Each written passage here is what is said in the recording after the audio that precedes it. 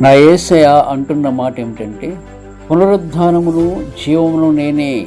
నా యందు విశ్వాసముంచువాడు చనిపోయినను బ్రతుకును, బ్రతికి నా యందు విశ్వాసముంచు ప్రతివాడు ఎన్నటికీ చనిపోడు.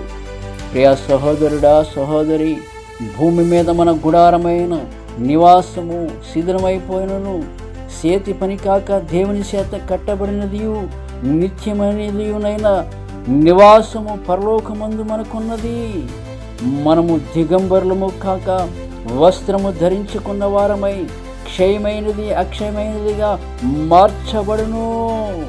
పరలోకములో మనకు నివాసము కలదండి. యేసునందు విశ్వాసముంచిన వారమై ఆయన వైపు చూడగలిగితే మనకు నివాస యోగ్యమైన ఆ గుడారమును ధరించుకోగలమండి. విశ్వాసమునకు కర్త దానిని కొనసాగించు యేసు వైపు చూసి మన జీవితాన్ని ముందుకు కొనసాగించినట్లయితే నిశ్చయముగా పరలోక రాజ్యము నీదే, జీవ కిరీటము నీదే. నా యేసయ్య పునరుద్ధానమును జీవమును నీకు అనుగ్రహించునుగాక. ఆమేన్.